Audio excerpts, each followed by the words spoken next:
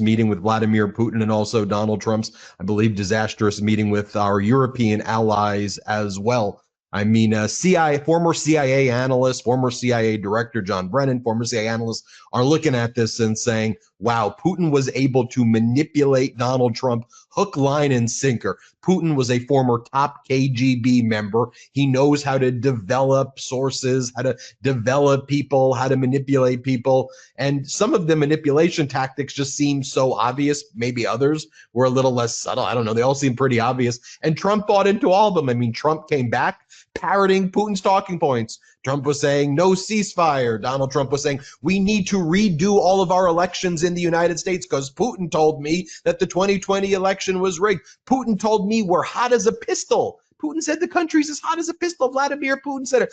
Putin runs Russia. Russia's like the strongest country in the world, Donald Trump was saying.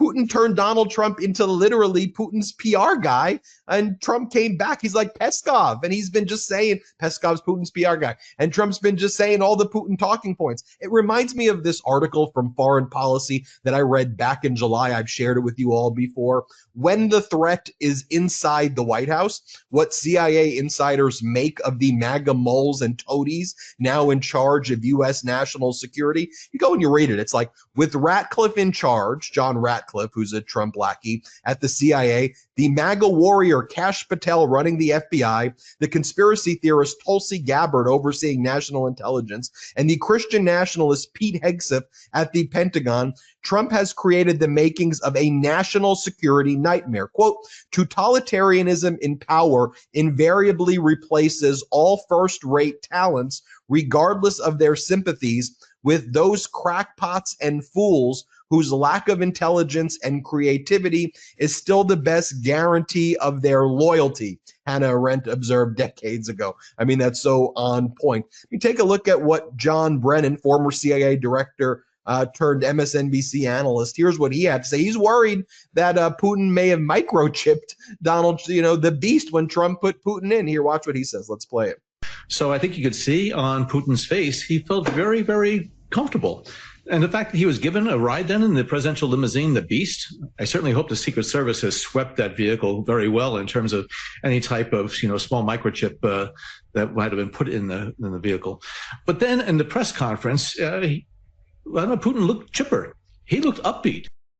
He looked chipper, upbeat. He was laughing. His foreign advisor, Sergei Lavrov, was wearing USSR shirt. Andrea Kendall Taylor, a former senior analyst at the CIA, just gave an interview with Foreign Policy magazine. Here's what she had to say. Let's play it.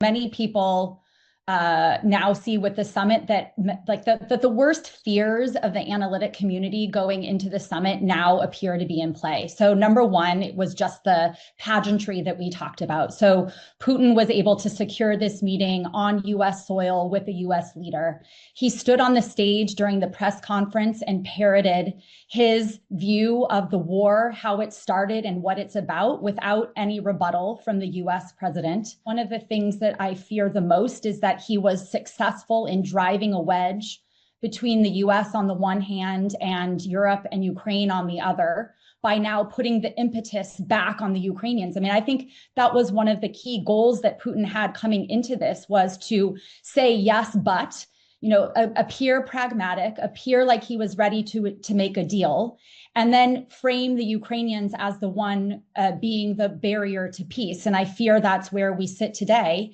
And quite notably, there were no concessions from the Russian side and no pressure, no sanctions. And so it really was a great success, I think, for President Putin, in that, he's shifting the onus back onto the Ukrainians, raising the risk that the United States reapplies pressure to Ukraine, while also buying more time to prosecute this war. So all in all, I think it was a big win for the Russians, a big loss for Ukraine. And let's show you over here. This is former CIA official Robert Dannenberg. Here's what he told ABC. Let's play it. You were station chief in Moscow once. That's the head spy in Moscow.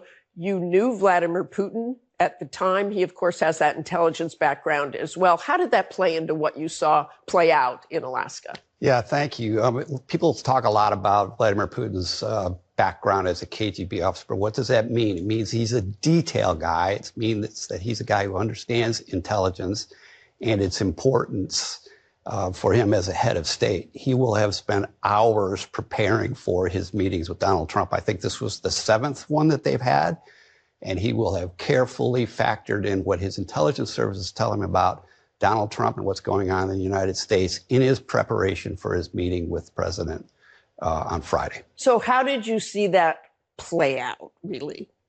Well, KGB training, like CIA training, is a lot about spotting, assessing, developing, and recruiting people to be intelligence sources. And in the case of Putin and Trump, it's about spotting, assessing, developing, and manipulating, which is also a key part of the intelligence equation. And what we saw on Friday, what we've seen in previous meetings, including Helsinki, was Putin showing that he had carefully prepared his remarks that he was going to make to Donald Trump, and they were designed to ingratiate himself with the President of the United States and put him in a position to manipulate the president's point of view. Do you think he got what he wanted? I think, didn't Donald Trump say he would know whether the meeting was going to be a success or a failure in the first 2 minutes? I would argue to you that Putin saw the same thing. When Putin got into the car with Trump and he turned and looked at the cameras and smirked, that was his 2-minute, I've got this thing. Well said. Let's bring in Ned Price, former senior analyst at the CIA, in charge of the PDB, Presidential Daily Briefing. You are a spokesperson for the CIA. Break it down in your perspective. Let's first talk about the meeting with Putin. Then let's go on to Trump's meeting with Europe. Let's then go on to where we go from there. But talk through what you saw with the meeting with Putin. Well, I think the clips you played were instructive. There are lots of concerns when any American president, let alone Donald Trump, is going to meet with Vladimir Putin, who has an intelligence background, who's been on the world stage for decades now. Yes, of course, you have to be worried about the concern that they might place some sort of technical listening device in the beast or take advantage of technological means to further their intelligence goals against the White House. I'm actually much less concerned about that. Number one, how much are you going to learn from listening to Donald Trump rabble and the beast? But number two, I think this, more seriously, there's another tactic I think that Putin was prioritizing here, and it's less about surveillance and it's more about, as you heard from Rob Dannenberg, manipulation. That is really, as Rob was saying, the key skill that intelligence officers learn when they're going through their training, whether they're KGB, whether they're CIA, whether they're any other intelligence, worthy intelligence outfit the world over. And it's not about, technology that will make you appear invisible or learning how to see through, hidden eyeballs in the back of your head. I think there are lots of misconceptions about what intelligence tradecraft is. It is really the art, and it is the art of, as Rob was saying, understanding someone, assessing someone, and then most importantly, lending the false impression to your target that you care about him or her, that you're interested in what they're talking about, and that you're on the same team. And I fear that's exactly what President Putin did from the moment he got into the beast with Donald Trump. We heard about some of that, including from Trump himself. He said that Putin raised mail-in voting. He said that Putin complimented him on some of the greatest hits from the campaign trail, and really endorsed some of what he'd been saying. Obviously, so much of that was about manipulation. But then I think yesterday there was something really startling that hasn't gotten enough attention. President Trump was having a conversation with President Macron, and there was a hot mic. And President Trump sort of leaned over and said to President Macron, "I think Putin wants to make a deal. I think he wants to make a deal for me." Very clearly, Putin left Trump with the impression that, you know what, I like you, we can work together, let's do this together. But he also left, and I think this is the most important point, President Trump embracing not Ukraine's view, not Europe's shared view, but the Kremlin's view. If you remember, Ben, President Trump went into the summit on Friday saying essentially, if there's not an immediate unconditional ceasefire, won't be happy. Moscow will face the severe consequences they were supposed to have faced the Friday before, Trump's own self-imposed deadline, and I'll walk away in 2 minutes if I don't hear that. And then lo and behold, a couple hours later, the two men appear on stage together. President Trump has fully embraced President Putin's vision of a so-called peace deal. There was nothing to be heard or found of a ceasefire deal. And he was saying things like it's up to President Zelensky now to make peace. So President Putin was absolutely successful. He was most successful in the skills that he learned in the KGB, manipulating, bringing, and really cementing President Trump in his camp. And the whole setup, though, that Trump even did in Alaska seems to have kind of trapped himself, in addition to all of the tactics that Putin was going to deploy. When you rolled out the red carpet, when you had the American troops go on their knees to literally roll it out there, when you standed and started clapping, when they built the imagery around, peace or whatever the thing that it said behind him, Trump already, or anybody in that position who did that, put themselves in a position where you couldn't really extricate yourself like the threats were, because it looked like he was, just getting ready for his longtime girlfriend or overseas wife that he hadn't seen, and he brought it all out. And so the only rejection that could have happened in that public way was Putin rejecting him, just based on how he trapped himself in direct. That's just one of the things that was like, you're the worst negotiator. How could you even do a deal like this when you've given him the win of the environment, which is, I think, a major issue in planning just where it takes place, huh? Yeah, it's such an own goal. Look, there have been a number of elements that have been useful to Ukraine in its efforts to defend itself against Russian aggression over the past several years. Number one was the diplomatic, economic isolation and pressure that Russia has felt. And just by inviting President Putin to U.S. soil, by feting him with this arrival ceremony that is not even reserved for our closest allies. Can you think of the last time? Has there ever been a time where there's been a B-2 flyover for any country, let alone one of our closest allies? And with that arrival ceremony, with the setup, as you said, President Trump undid so much of what dozens of countries around the world have worked for several years to put in place. This political isolation, diplomatic isolation with sanctions and other forms of economic pressure, this economic isolation. And then you have the optics of it all. What President Putin has coveted, especially since President Obama called Russia a quote unquote regional power in the waning days of his second term, is nothing more than to stand on the same plane as the US president, to stand side by side, to be seen as an equal. And in some ways, President Trump didn't make President Putin come off as an equal. He made him come off as a superior. Again, the pageantry, allowing him to speak first during the press conference, allowing him to set the rules for the press conference where they didn't take questions. President Putin got everything he wanted optically. He got everything he wanted in terms of the imagery. But again, I am most concerned that he got everything he wanted substantively, because he left Anchorage with President Trump firmly in his camp. Even after a day of engagement with the Europeans yesterday at the White House, President Trump hasn't moved off that Russian position. He continues to advocate for it to this very hour. That's why I always tell our audience here, let's take away the noise and focus on the facts. So in Alaska, was a ceasefire achieved?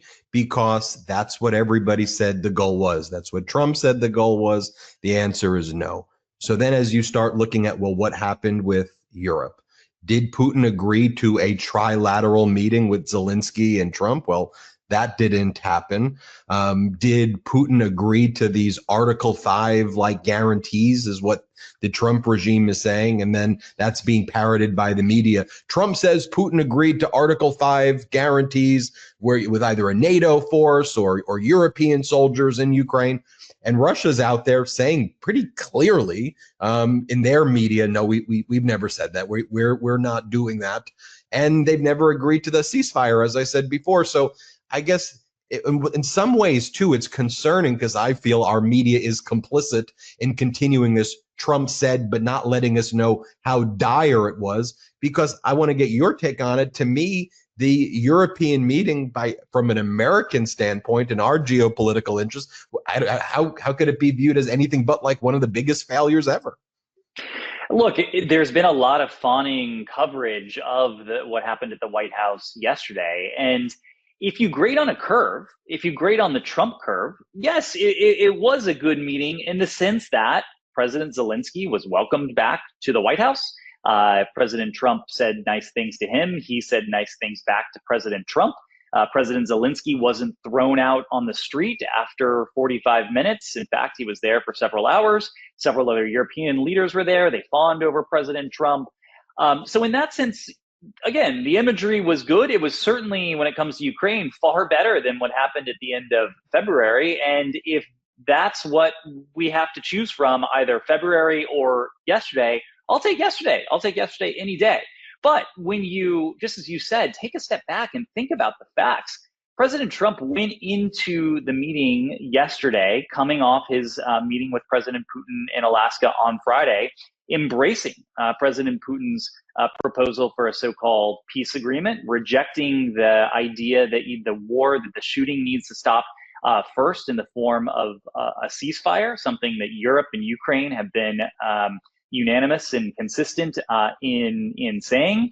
And then at the end of the day, backing off what he had said previously, that there would be this trilateral between Zelensky, Putin, and himself, where at least President Zelensky would have some backup when it comes to meeting with the nuclear-armed neighbor that is in the process of invading him and killing his citizens. And by the end of the day, even that was off the table. And it was sort of, over to you, Volodymyr, to work with Putin, the guy who is every single day killing your citizens, to arrange this meeting. And if that works out, then, we'll have a trilateral. But when you look at the substance, President Trump has not moved. President Putin's positions have remained firm.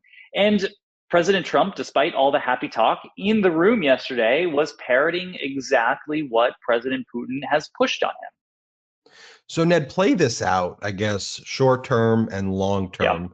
I've been telling our audience long term, our allies, who are essentially former allies at this point, are allies in name only. And it's sad to see this, how America's treated Canada, Europe, Australia. We won't even meet with Anthony Albanese of Australia, while Donald Trump will rush to meet Vladimir Putin. But I can go on and on and on.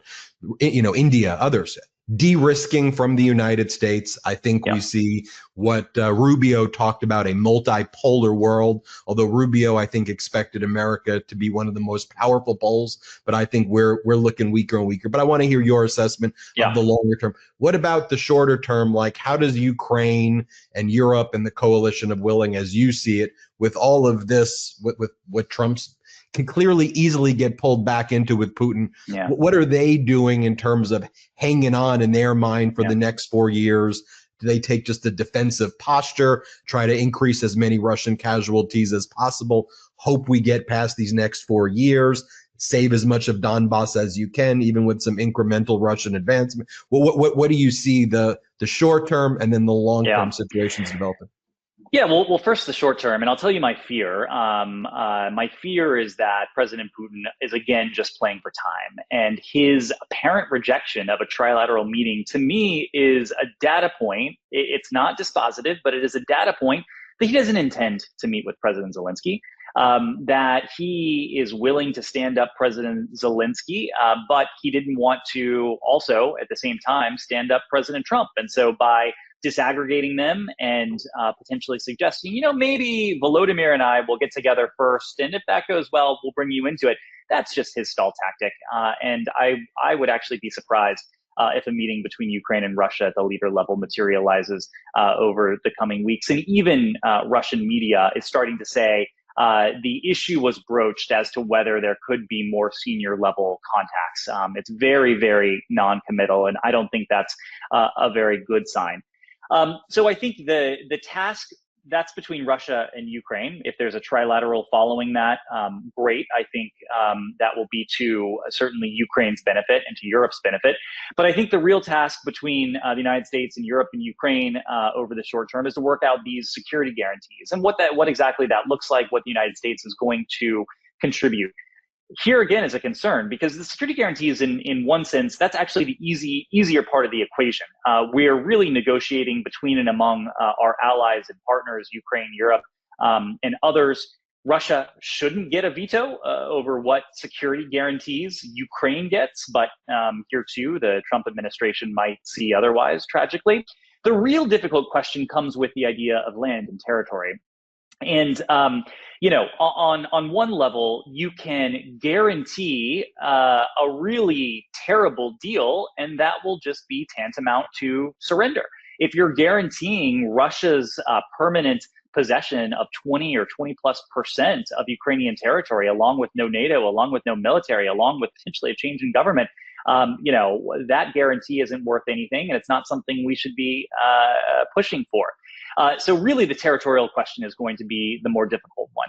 I think over the longer term, Ben, I think Europe, despite the happy face they put on, and I should say the vast majority of these European leaders see President Trump as a vulgarian. They go there and they stroke his ego because they know they have to. They're holding their noses. They don't like him. They don't like what he stands for, but they've seen the alternative and they don't want the alternative. So I think they are wise to the fact that they are going to have to become more independent. I think they are wise to the fact that to the extent that Ukraine will continue to need security assistance into the future, it's going to depend on purchases from, not contributions from the United States to Ukraine. And I think above all of that, there are going to be certain European leaders, I think President Macron chief among them, who are going to be pushing for Europe to go its own way more and more, to go its own way in terms of its own security, in terms of its economic interests, in terms of its diplomatic interests around the world. You're starting to see this divergence. It's not something that has started within the past 6 months, but I think the Trump administration has really accelerated it. And over the next 3.5 years, I fear that Europe can make a good amount of progress if it feels incentivized to go its own way, to create that daylight with and from the United States. That's certainly not in our interest. It's not in Europe's interest over the long term. But Europe, unfortunately, not without reason, believes that they have no alternative at this point. Yeah, I mean, even you see with Canada, it's like they have the F-35s and they're now doing a review that if there was a way not to buy the F-35s, they would. And they're kind of, there's nothing else out there in the market that's really like it based on what they're doing. But you see Europe having to assert itself. We got to be building these weapons. Japan rebuilding its military. I mean, you're seeing across the world what this looks like with a weaker America. And anything else before we go that you think needs some more coverage that isn't getting enough attention that you want to let our people know? Well, Ben, I think Russia-Ukraine is really dominating the news, but to some extent it is, I think, eclipsing so much of what else is going on in the world right now. When's the last time that the mainstream media has really covered Gaza, the abject failure of American leadership there? There has been no American leadership there. And, I think to some extent, President Trump really pushed for this showy, flashy summit on Friday. Yes, I think there was some sense that he wanted to get a deal between Russia and Ukraine, which still appears elusive. But to some extent, this is intentional. And he wanted to block out coverage of Epstein. He wanted to block out coverage of inflation, of some of the economic indicators. And so he has put on a show. We have watched that show, but we also need to continue watching everything else that's going on around the world. And unfortunately, here too, all the terrible things that this administration is inflicting on us here at home. I mean, you're so right. I mean, you talk about Trump being graded on a scale. I mean, remember when he met with King Abdullah of Jordan, and then he was saying, "I want to Gaza." Remember, Trump goes, "Gaza's mine. Yep. I'm taking it. It belongs to me. It's mine." Yep. And the media's like, "What?" Right next to King Abdullah, and then they're like, "What do you mean you're taking it?" And Trump's like, "It's done. It's mine. Be quiet. It's ours." And he talked about building it like a real estate deal, which to me, gave the green light right there to Netanyahu, and by the way, we're seeing if you look in Tel Aviv right now, and this isn't getting covered by our corporate news, there are major protests in Israel right now against what Netanyahu was doing right now there, and that gets no attention. You and I could talk about this stuff for forever. I think we hit we'll come back soon. We'll talk about the rest of the world. Thanks, Ned. We appreciate you. Thanks, Ben. Thank you. Ned Price, everybody. I was about to speak with Ned for the entire day and maybe longer. So we'll let him go. Hit subscribe. Let's get to 6 million subscribers. Thanks, everybody.